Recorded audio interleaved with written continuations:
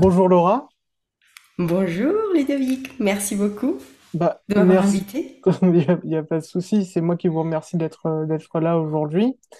Alors, vous êtes professeur de yoga, spécialisé dans l'histoire de la philosophie du yoga, et vous œuvrez notamment à aider à mieux comprendre les textes de la philosophie du yoga, comme la Bhagavad Gita, les Yoga Sutras de Patanjali, le Ramayana ou encore le Mahabharata, au travers de votre chaîne YouTube, de votre podcast et de vos ouvrages. Et vous avez d'ailleurs récemment publié un ouvrage intitulé Histoire du Mahabharata, une philosophie du yoga.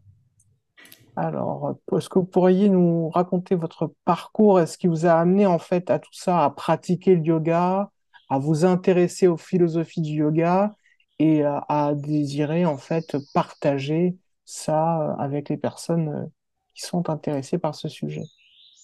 Oui, bien sûr. Donc déjà, merci beaucoup pour cette introduction. Et alors effectivement, je dirais que déjà, peut-être pour clarifier, je suis évidemment parmi les profs de yoga plus spécialisés parce que j'adore ces thèmes et que j'adore partager et parler de ça, de philosophie et histoire du yoga. Mais ça ne veut pas dire que je suis sankritiste, indianiste ou même experte en philosophie. Je ne suis pas du tout prof de philosophie. Je suis simplement une personne très curieuse, une personne qui vit trop dans sa tête et qui se pose des questions depuis très longtemps. J'ai eu ma première crise existentielle, je pense, vers l'âge de 9 ans, quand j'étais encore une petite enfant et que je voyais l'univers et en regardant, peut-être pour répondre à la première question, à l'époque, j'ai 32 ans, donc peut-être que certaines ou certains ne s'en souviendront pas, il y avait l'ancienne version, la première version d'une série américaine qui s'appelle Cosmos, voilà, qui était raconté, qui était, enfin, l'animateur était Carl Sagan, une personnalité scientifique qui est déjà décédée. Et, et à l'époque, je me souviens qu'il y avait cet épisode où il nous parlait des étoiles, voilà, de l'univers. Et face à cet univers, face à cette planète déjà, la Terre, qui fait partie d'un système solaire, qui a son tour, fait partie d'une galaxie, qui fait partie de plusieurs galaxies, je me suis sentie toute petite. Mm.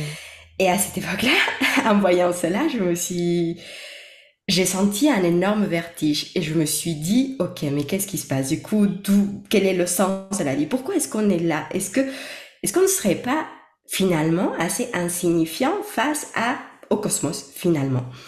En demandant à mon père plein de questions de ce style, je pense que mon père, en voyant une fille de 9 ou 10 ans lui posant toutes ces questions, il m'a acheté un livre. Comme beaucoup de choses, tout commence par un livre dans ma vie, qui s'appelait Le monde de Sophie, Mm. où on nous raconte l'histoire de la philosophie, justement, pour une fille qui va avoir 15 ans, il me semble.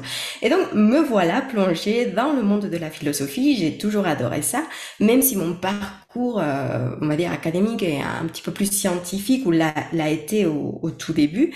J'ai toujours eu un amour. La philosophie a toujours gardé vraiment une place spéciale dans mon cœur. Donc déjà, je pense que le côté voilà, curiosité et amour pour la philosophie vient de là. Et amour pour la philosophie, c'est même un pléonasme, c'est presque un pléonasme parce que voilà, philosophie, on aime ce qu'on aime la connaissance, voilà. Donc voilà, déjà d'une part. De l'autre côté, c'est vrai que bah voilà, après la vie arrive. Je suis partie en France quand j'avais 18 ans pour faire mes études supérieures. Donc après le bac, j'étais au Mexique, je vis au Mexique. En ce moment, je suis au Mexique, je suis mexicaine et voilà. Et j'avais ce rêve de d'aller faire mes études en France et voilà. Donc j'ai fait mes études en France.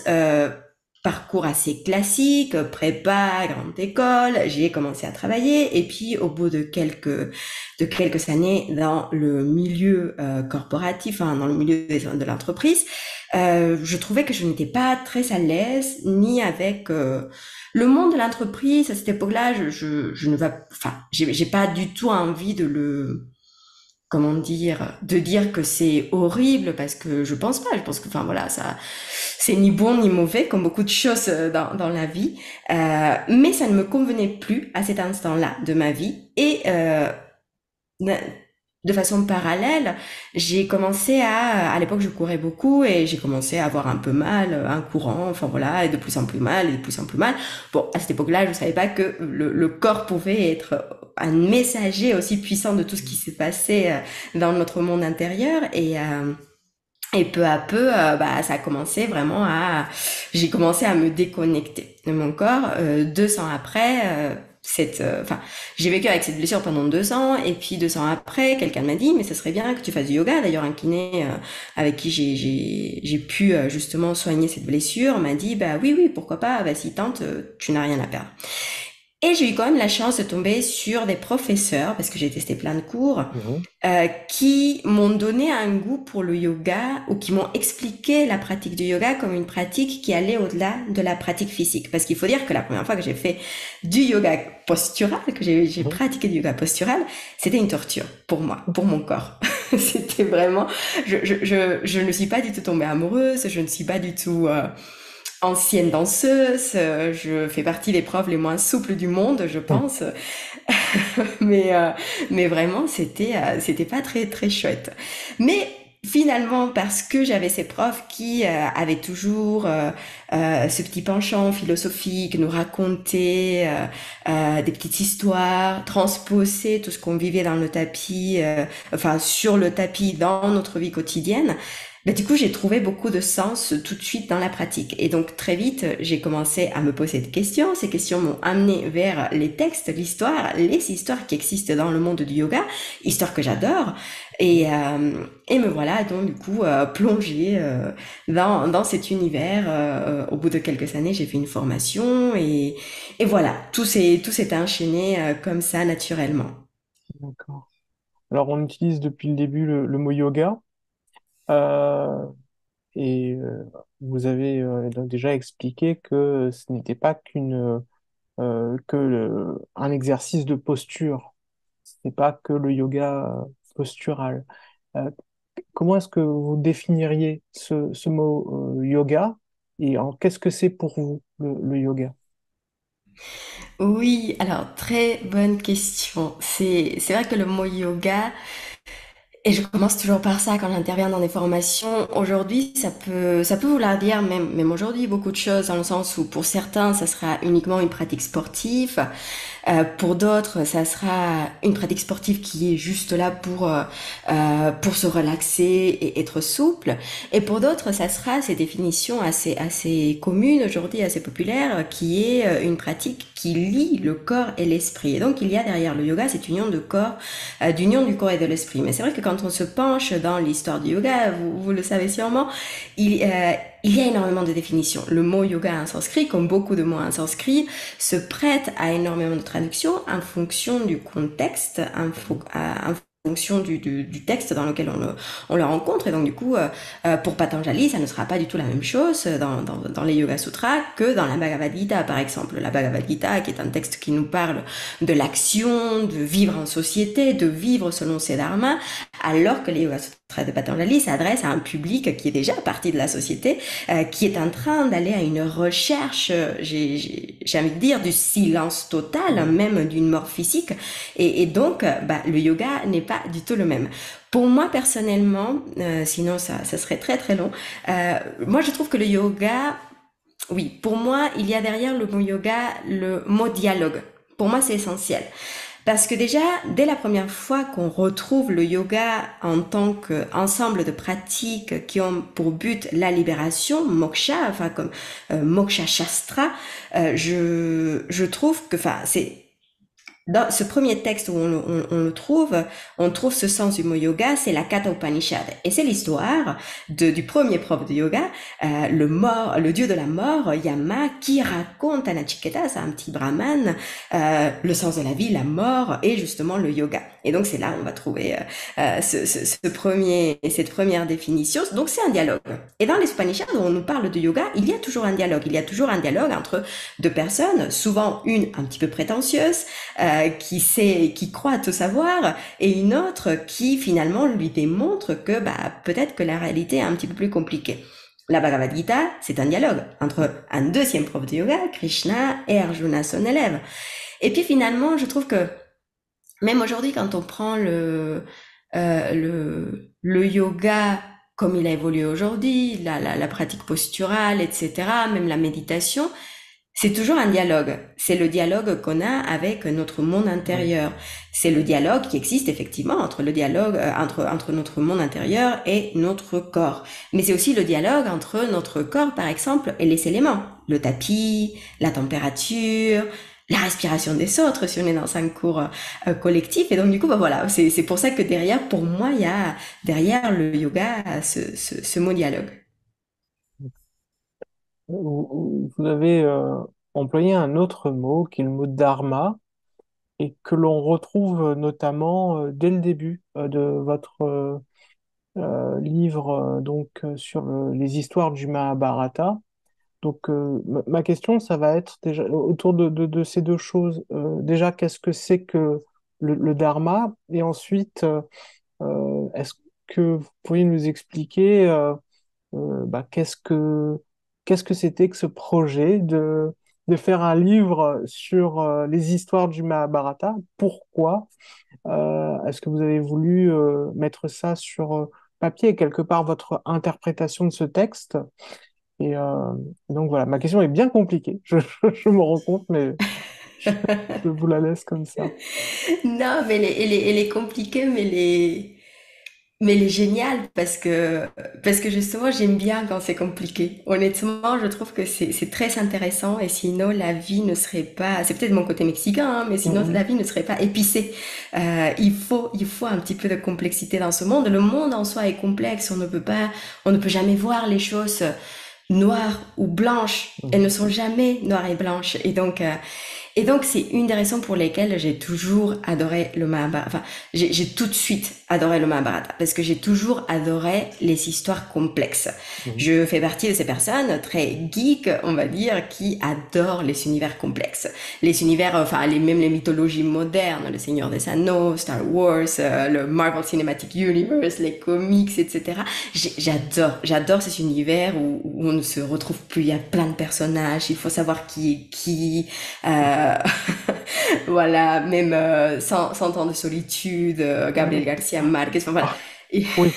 Ah, c'est l'exemple typique de l'histoire où il faut s'y reprendre à plusieurs reprises, effectivement.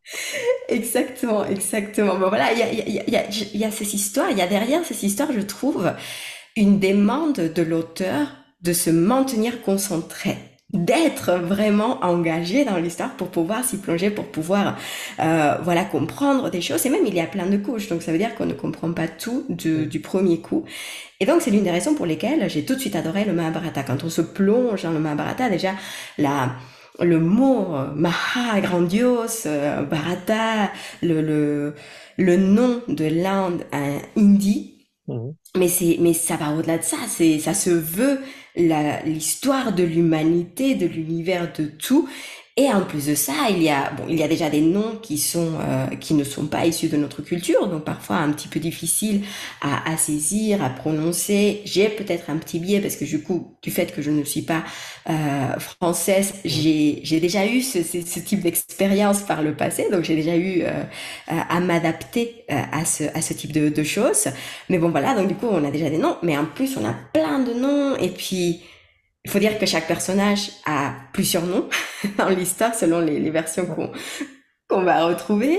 Donc, c'est très difficile de se perdre. Donc, j'ai tout de suite adoré le défi du Mahabharata, déjà pour le lire, déjà en tant que lectrice, déjà en tant que, voilà, ou même auditrice, parce que l'histoire du Mahabharata, c'est aussi une histoire qui se raconte de façon orale Mhm. depuis, j'ai envie de dire, depuis la nuit de temps. Évidemment, c'est pas le cas. Le Mahabharata a été conçu, difficile à dater, mais certains le placent vers le 4e siècle avant notre ère, d'autres placent la version finale vers le 4e siècle après notre ère, et je pense que les experts ne seront jamais d'accord, mais mais voilà, l'histoire a toujours évolué, elle s'est toujours adaptée à la personne qui la raconte.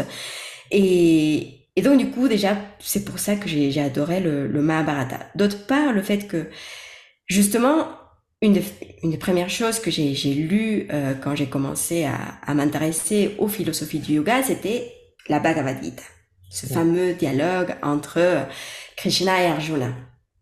Et En général, quand on se plonge dans les textes de philosophie du yoga, il y a deux camps. Il y a le groupe de personnes qui adorent les Yoga Sutras de Patanjali, il y a le camp qui adore la Bhagavad Gita. Moi, je fais partie de celles et ceux qui adorent la Bhagavad Gita parce que j'ai tout de suite trouvé que c'était une histoire incroyable parce que justement ça nous parle de dharma. Donc on va peut-être commencer par la première question. Et le dharma, même si c'est difficile à expliquer, parce que encore une fois, comme le yoga, il y a beaucoup ça ne peut pas se traduire en un seul mot. Il y a énormément de définitions. C'est plus complexe que ça. Il y a plusieurs niveaux derrière cette notion. Il y a quand même cette notion de vivre ensemble. C'est-à-dire que du coup, comme la Bhagavad Gita s'adresse à une personne, enfin, et à un public qui appartient à une société, ça s'adresse aussi. La Bhagavad Gita nous pose la question sur comment être notre, enfin, en tout cas, c'est comme ça que je l'interprète. Je sais que c'est pas du tout la seule interprétation, c'est complètement personnel, mais pour moi, ça nous pose une question de comment agir bien, comment être une bonne personne au sein de la société. Et ça a plusieurs couches, parce que c'est vrai que c'est très facile d'être une bonne personne, d'être calme, d'être patiente, quoique il y a des fois où même entre nous, enfin nous avec notre monde intérieur, on devient fou et folle, mais c'est beaucoup plus facile de l'être quand on est seul, quand on est en retraite de yoga, quand on part dans la nature, etc. Et à partir du moment où on vit avec autrui, ça commence à devenir un petit peu compliqué parce que mon monde intérieur doit, en quelque sorte, trouver un terrain d'entente avec le monde d'autrui. D'où, pour moi, la notion de dharma. Qu'est-ce que je dois à l'autre? Quel est le contrat social que je vais remplir quand je vis avec une autre personne? Et quand je vis avec une autre personne, ça peut vouloir dire la personne avec laquelle je vis littéralement dans une maison, dans un même lieu physique, mais ça peut vouloir dire aussi avec la petite communauté à laquelle j'appartiens, la communauté du yoga par exemple, mais ça peut vouloir dire aussi la nation, et ça peut vouloir dire la terre et le vivant. Et donc, comme ça, par des petits cercles concentriques, on commence à se rendre compte que plus on est des gens, plus on est des êtres vivants même, plus la question devient complexe. Et donc le dharma tente de répondre à ces questions.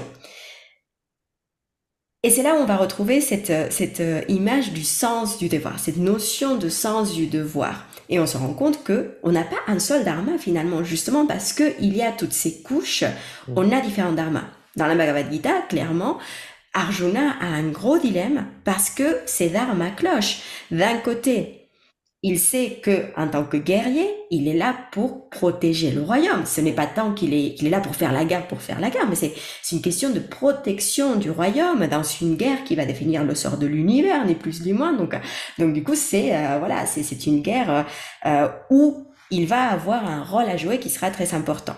Mais de l'autre, en face de lui, il y a sa famille. Et donc, son autre dharma, le dharma qui est relatif à sa famille, lui dit mais non, il faut pas que tu fasses du mal à ta famille. C'est quand même ce sont les personnes avec qui tu as grandi, ce sont tes maîtres. Il y a Bhishma qui est presque son deuxième père parce que son père est mort très jeune, Pandu.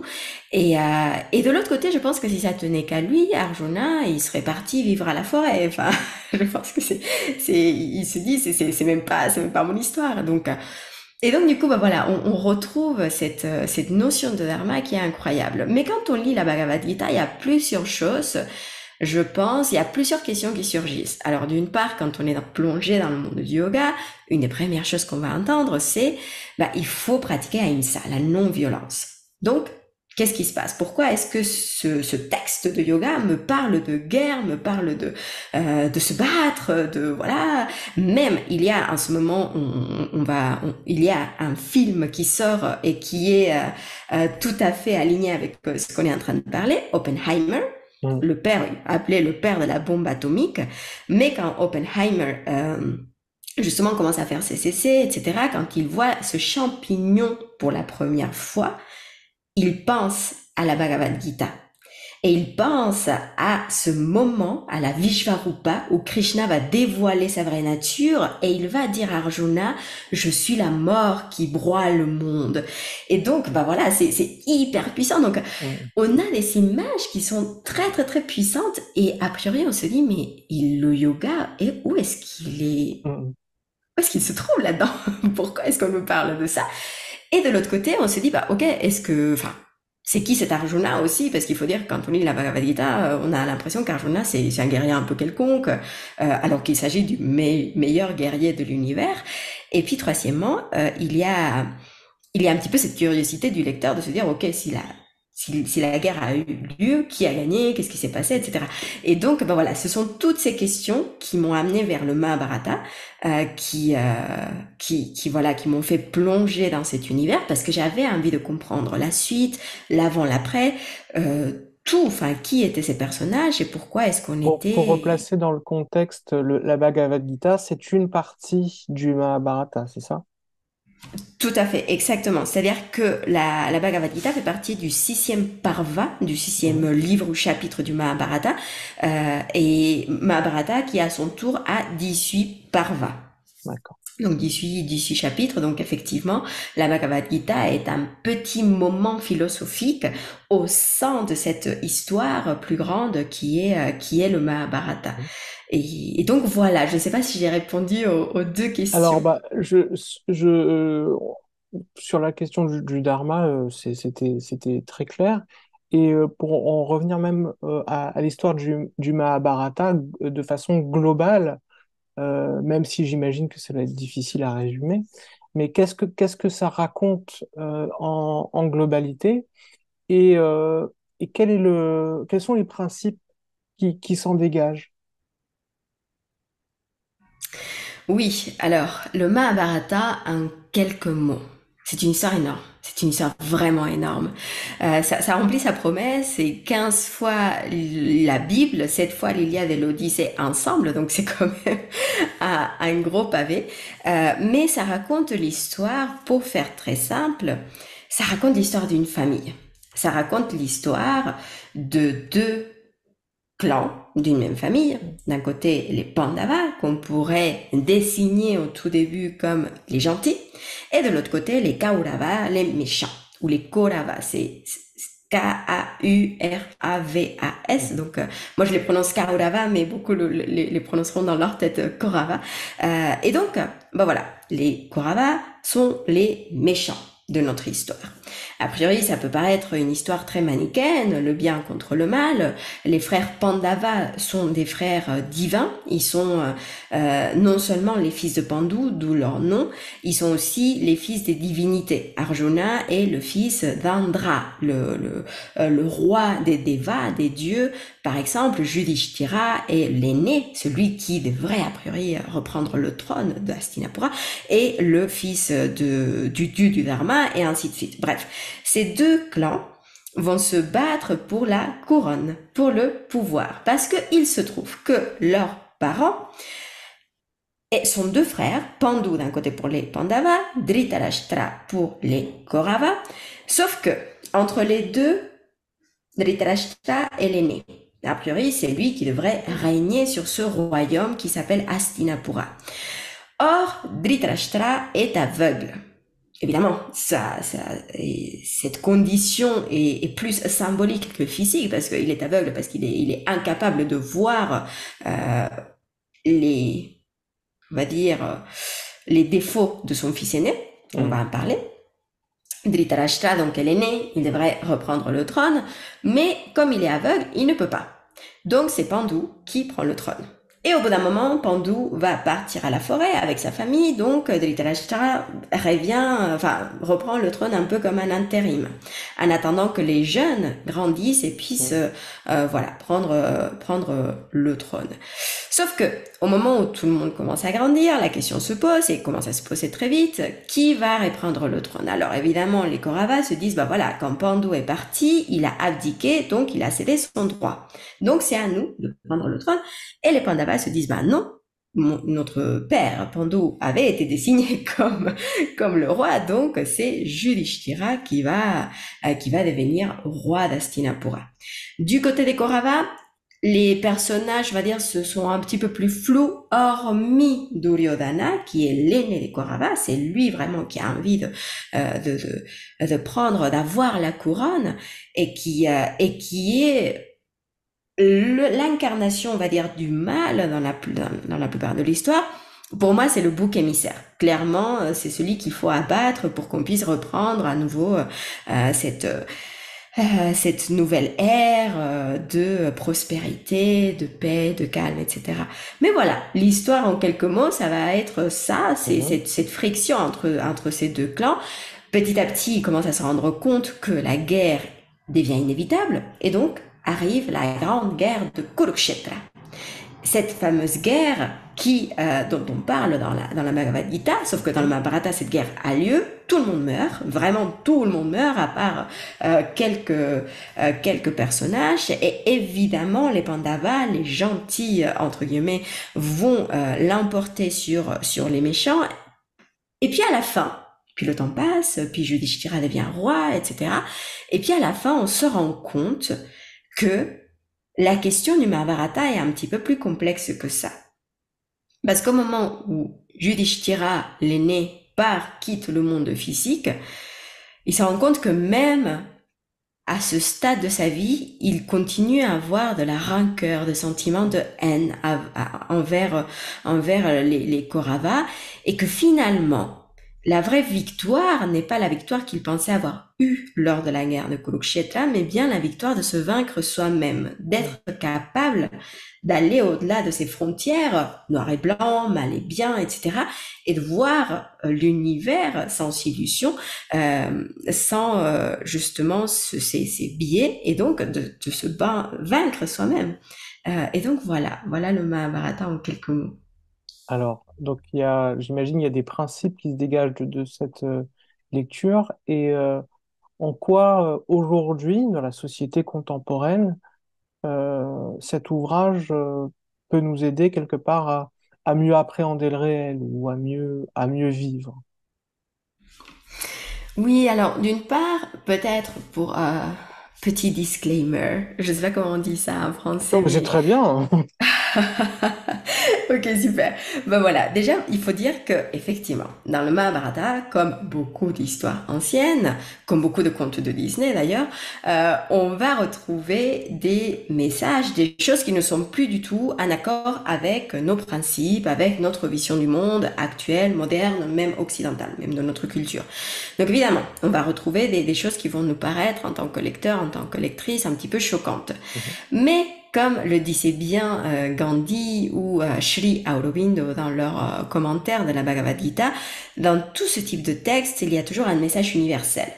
Et c'est ça qu'il faut prendre. Et le message universel du Mahabharata, c'est justement de nous poser la question. Je ne pense pas que ce soit un texte qui nous apporte énormément de réponses. Je pense qu'il nous pose avant tout énormément de questions. Et pour moi, c'est encore plus riche parce que justement, euh, ça laisse ouvert à l'interprétation et ça nous laisse dans une position certes un petit peu plus inconfortable de réfléchir, de réflexion, mais plus intéressante. Et c'est une histoire qui résonne énormément aujourd'hui parce que c'est une histoire qui va nous parler, je pense, de base, de conflit.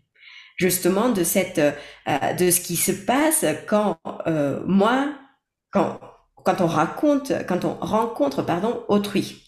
De toutes ces choses qui pourrait y avoir quand on vit en société, quand on est dans une famille, parce que des conflits, il y en a tout le temps. Non seulement nous avec nous-mêmes, mais voilà, mais avec les autres. Euh, et donc, et je pense que c'est pour ça que Ramdas disait, si vous pensez avoir atteint le samadhi, passez un week-end de Thanksgiving avec votre famille.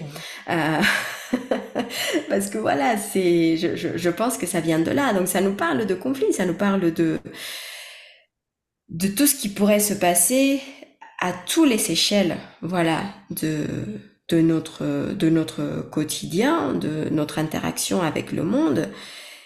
Et donc, je pense que déjà sur ça, c'est très actuel.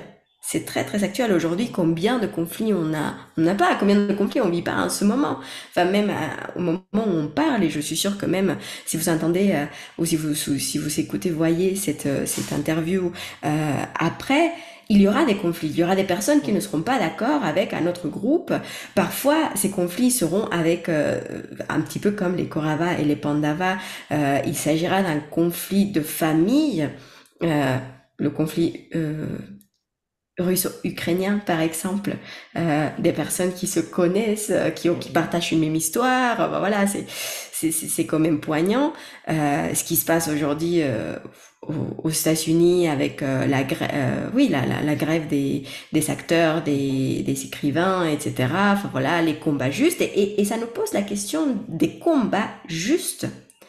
Quels sont les combats justes? Parce que oui, effectivement, dans le monde idéal, il n'y aurait pas de violence. Dans le monde idéal, tout le monde va pratiquer Ahimsa à tous les niveaux, c'est-à-dire en pensée, en parole et en acte, et on vivrait dans une utopie. Mais la réalité n'est pas celle-là. Or, parmi ces conflits, il y a des combats qui sont justes. Il faut qu'on se pose la question du dharma, de notre éthique, de nos valeurs, de ce pourquoi ça vaut le coup de se battre. Et donc, je pense que ça aussi, c'est une question qui est très actuelle. Et puis finalement, l'histoire du Mahabharata nous plonge dans un univers où les personnages ne sont pas uniquement humains. Et les humains, d'ailleurs, prennent une place peut-être aussi un petit peu moins importante que dans l'histoire qu'on leur accorde aujourd'hui, enfin, que la place qu'on leur accorde aujourd'hui dans les histoires. Et ça, pour moi, c'est essentiel parce que ça nous rappelle que nous, en tant qu'humains, on vit aussi dans un écosystème euh, où on n'est pas seul. Dans les histoires du Mahabharata, les montagnes infantes avec des rivières, des cèdres magiques, voilà, comme dans le Ramayana aussi, les animaux peuvent parler, enfin voilà.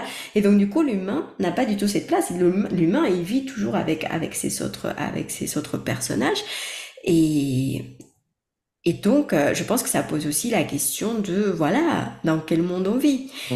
Et dans une des histoires du Mahabharata qui est peut-être ma préférée, celle de Karna, qui nous parle d'un de mes personnages préférés.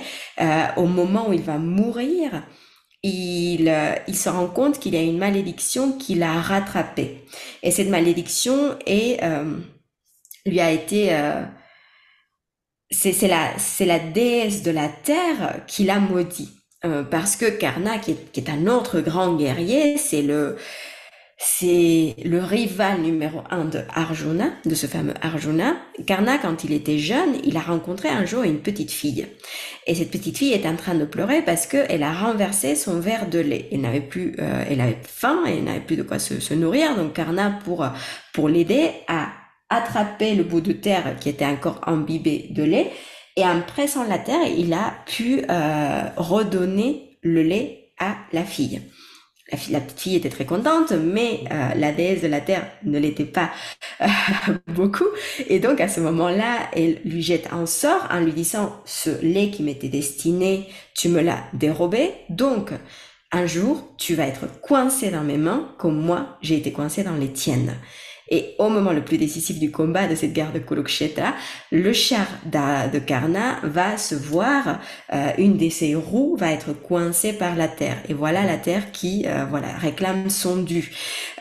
Et pour moi, ça résonne énormément avec notre crise écologique actuelle parce que à nouveau c'est un dilemme qui est très complexe.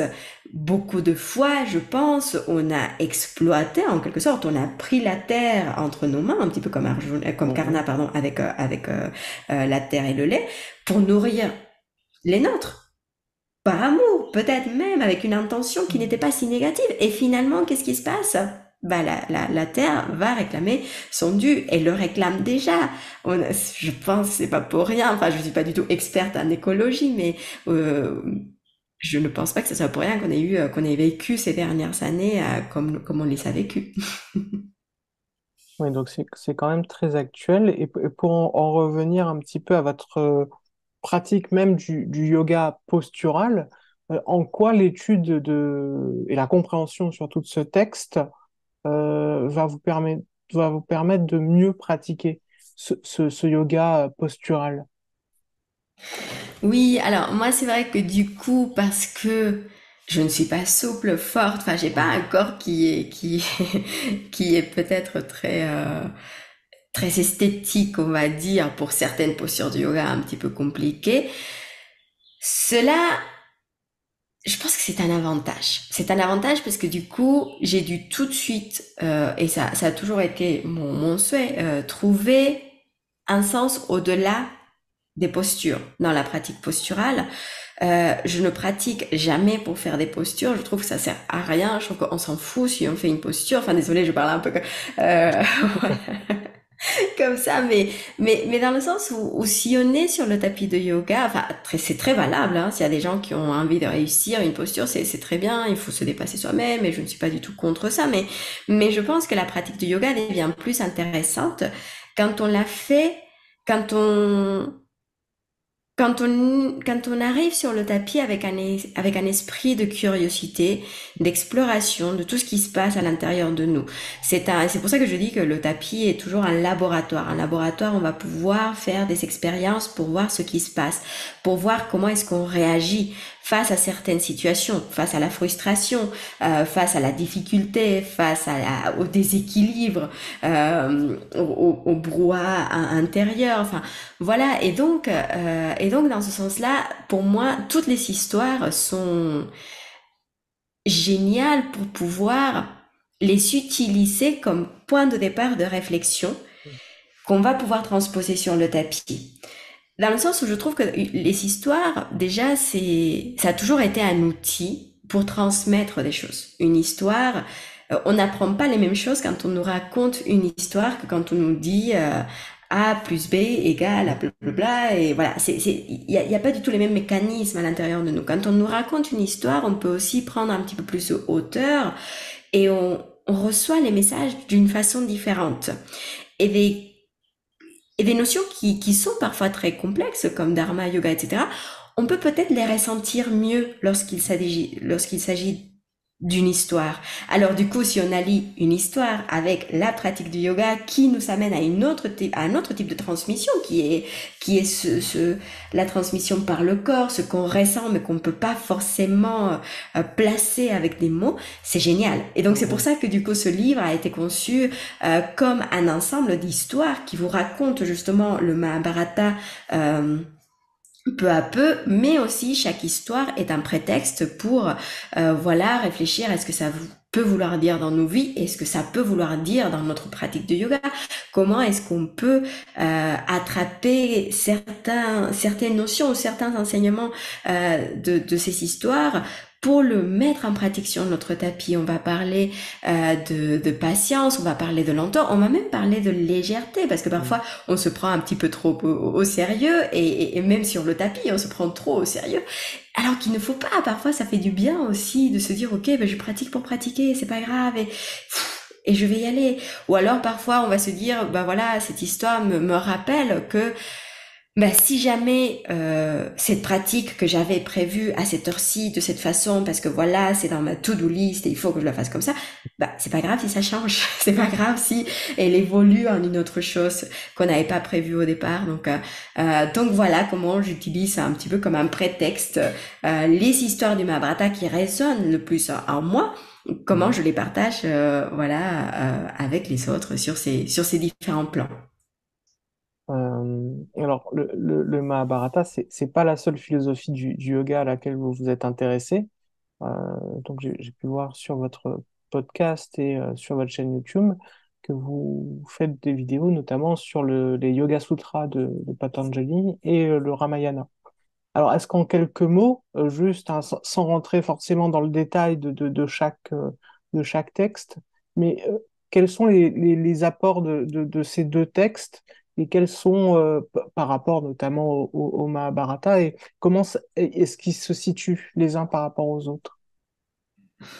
Oui, très intéressant. Alors, peut-être plus facilement. Le Ramayana, le livre a commencé, alors oui, peut-être on va commencer comme ça, mais je vais y arriver, je vous promets. Le livre le livre est né. Le projet du livre est né parce que j'ai un podcast qui s'appelle Histoire au pluriel du yoga.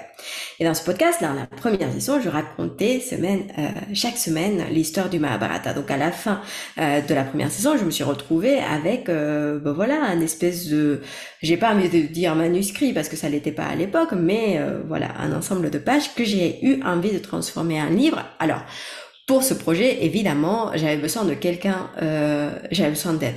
J'avais besoin d'aide d'une part pour l'écriture parce que je ne suis pas française, ce qui veut dire que c'est un petit peu plus compliqué pour moi.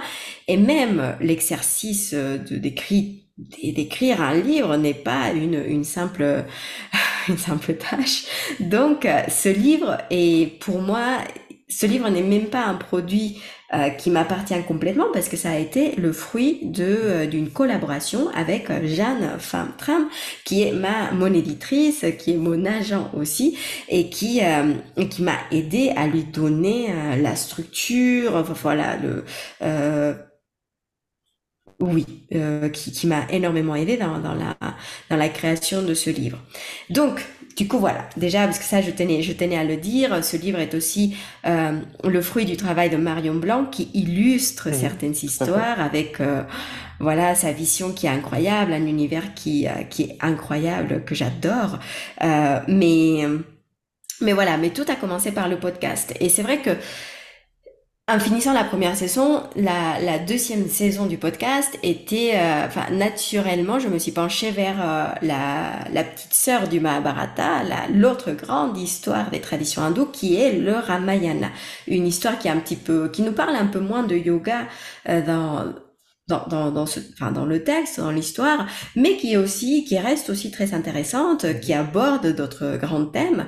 Mais voilà, le Ramayana comme le Mahabharata, ce sont les deux grandes épopées, les deux grandes histoires des traditions hindoues. Donc ça, c'est pour ça que je me suis penchée dans le Ramayana également. Et de l'autre côté, les Yoga Sutras de Patanjali se situe, alors par rapport au Mahabharata, par rapport à la Bhagavad Gita en général, on le place comme un texte postérieur. Mhm.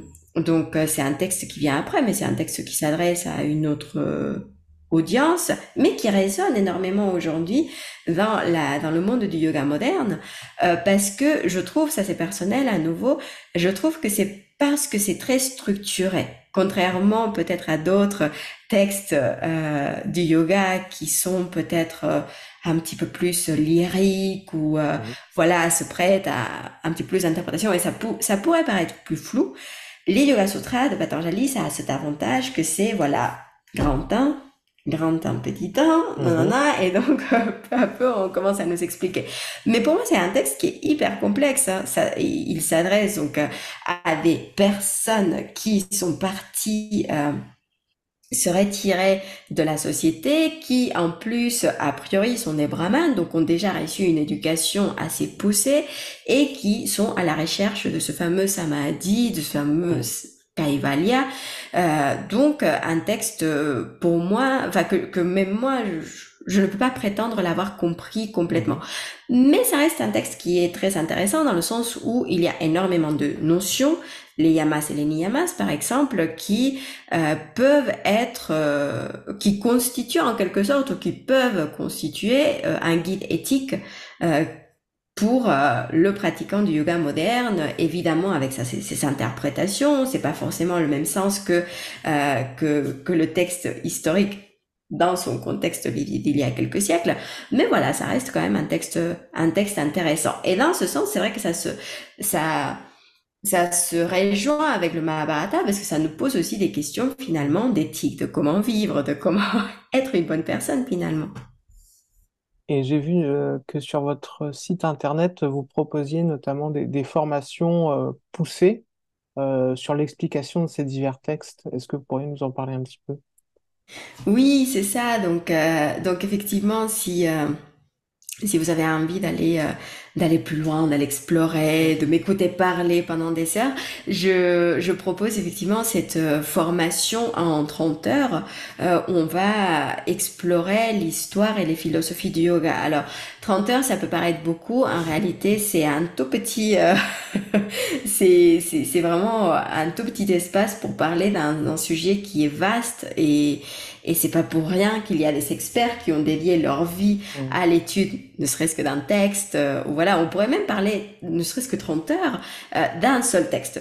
La Mhm. Bhagavad Gita ou les Vastra de Patanjali, mais voilà, dans cette, j'ai différents programmes parce que c'est vrai que j'ai un programme qui aborde la Bhagavad Gita un petit peu plus en détail. J'ai un petit programme qui va nous parler des traditions bouddhiques parce que ça aussi c'est quelque chose qui revient souvent dans le monde du yoga moderne et on a envie de savoir pourquoi est-ce qu'on nous parle du Bouddha parfois dans les cours de yoga, Mhm. quel est le lien avec les traditions hindoues, voilà, pourquoi est-ce que le bouddhisme n'est pas aussi populaire par exemple dans le sous-continent indien alors qu'il est très populaire dans d'autres pays d'Asie du Sud-Est. Voilà, donc c'est toutes ces interrogations que j'aborde. Et puis finalement, il y a cette formation de 30 heures où toutes ces questions, ces thèmes, euh, finalement cette histoire, j'essaie de l'aborder de façon, j'espère un petit peu amusante et accessible surtout. Il ne s'agit que d'un partage de tout ce que je lis, j'explore Mhm. depuis des années et ce sont des choses qui m'ont aidé au quotidien à comprendre un petit peu plus le monde du yoga et pourquoi est-ce que le monde du yoga a la tête qu'il a maintenant qu'on connaît. Mm. Alors, on a parlé de la philosophie, on a parlé du yoga postural, et peut-être il y a quelque chose dont on n'a pas parlé, c'est de spiritualité en tant que telle, et même de méditation. Est-ce que vous avez une pratique, au-delà du fait d'avoir une pratique du yoga, d'étudier la philosophie, une pratique spirituelle? Je pense que c'est la question la plus complexe parce que, alors d'un côté, peut-être pour vous parler de ma pratique, je ne pratique pas du yoga postural tous les jours. Mhm. Je fais d'autres choses à côté, on va dire pour le côté mouvement physique. Donc il y a des fois ou des jours où je ne suis pas sur mon tapis. En revanche, j'essaye de méditer tous les jours. Et là, Mhm. ça fait plus de une centaine de jours que je médite vraiment tous les jours. Vraiment, la méditation, pour moi, ça fait partie intégrante de ma vie. C'est un espace, voilà, où je suis avec moi-même. Mais mais pour le côté spiritualité, qui est une question très intéressante, et en plus c'est une question qui revient souvent, parce que la première chose Mhm. qu'on me pose, la première question qu'on me pose quand on parle de yoga dans les formations, c'est est-ce que le yoga est une religion? Pourquoi est-ce qu'on nous parle de tradition religieuse alors qu'on est en train Mhm. de faire du yoga, etc. Et c'est vrai que je trouve que le mot spiritualité est un mot qu'on utilise pour ne pas faire peur. Parce que finalement, ça aborde, ou pour ne pas toucher à des institutions avec qui on est fâché, qu'on critique, qu'on juge et on a de quoi. Euh, mais c'est quand même une question qui pose les mêmes questions parfois que dans les traditions religieuses. Et Mhm. je ne parle pas des institutions, mais je parle bien justement de la philosophie, parce que beaucoup de choses aussi qu'on va voir dans le monde du yoga, dans les textes de yoga, ce sont des questions qui abordent non seulement des philosophes de l'Inde, du continent indien, mais ce sont des questions qui sont abordées par les philosophes occidentaux, philosophes qui parfois ont aussi leur part religieuse historiquement. Donc il suffit de lire le Phédon de Platon pour comprendre que quand on parle de la mort aussi chez Platon, il y a cette composante de divin, de Dieu, etc. De l'autre part, je suis un peu biaisée, ça il faut le dire, enfin culturellement, je ne peux pas nier que ça a toujours fait partie de ma vie. Je viens d'une famille qui est religieuse, du côté de ma mère en tout cas, famille mexicaine, catholique, où la Mhm. religion fait partie intégrante de ma vie. De ce que je comprends en tout cas, la religion se vit de façon un petit peu différente en France et au Mexique.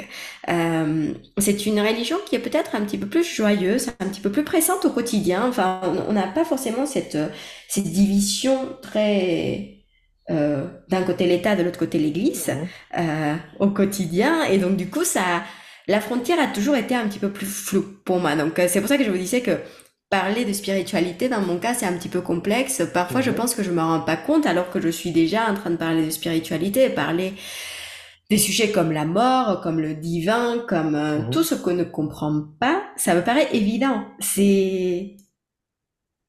Ouais, c'est évident. Et même si j'ai eu, si j'ai eu une étape de ma vie où je niais absolument l'existence divine, je sais, ça fait partie de mes années de rébellion d'adolescente. Aujourd'hui, je pense que la spiritualité, ou ma spiritualité m'aide ou m'accompagne dans le sens où je ne suis qu'à nouveau, on revient un petit peu au début, qu'une petite personne qui Mm. fait partie d'un plus grand monde, qui fait partie d'une planète, qui fait partie, etc. Et je sais qu'il y a énormément de choses qu'on ne peut pas comprendre. On peut évidemment prendre la vie comme étant complètement absurde et sans sens, et Mm. je pense que ça fait partie d'une réponse, mais même dans cette vision du monde, il y a une sorte de spiritualité où on peut se dire qu'il y a pas un sens divin où tout serait déjà un peu écrit, mais je pense qu'il y a parfois des choses qu'on ne peut pas expliquer. La magie d'une rencontre, la magie euh, d'une anecdote, la magie d'un instant dans la nature où tout paraît, le temps d'une seconde, être complètement en harmonie. Enfin, même, Mm. il y a des fois où je me demande pas si on vit pas dans une simulation. Et même dans cette vision de l'univers où on serait un peu dans la Matrix, Mm. euh, il y a un certain aspect du divin qui nous contrôle, qui est en train de jouer avec nous comme si on était des pintins. Enfin voilà. Mm. Donc, donc pour moi, la spiritualité est là pour me rappeler qu'on est humblement, uniquement des humains qui essayent de faire de leur mieux toute leur vie et que qui est quelqu'un qui nous regarde, du divin, des forces divines, etc. ou pas, peut-être que la seule chose qui compte, c'est qu'on puisse vivre du mieux qu'on peut, aligné avec nos valeurs, avec nos convictions et en essayant, en tentant de faire de notre mieux chaque jour pour ne pas peut-être pour avoir ne serait-ce que même pas un impact au global mais pour rendre peut-être ce qu'on a le monde dans lequel on vit un petit peu meilleur aussi Mm. chaque jour. Je sais pas si je m'explique. C'est très clair et puis c'est très beau. J'ai une question plus ouais, pratico-pratique. Euh, donc, vous avez écrit un livre que vous avez sorti récemment, mais comme ce livre provient de ce que vous avez fait de votre podcast et comme vous avez fait de nouveaux épisodes sur votre podcast, je me pose la question, est-ce qu'il va y avoir un autre livre en préparation sur le même modèle que vous avez fait pour le Mahabharata? Alors moi j'aimerais beaucoup pour ne pas vous mentir.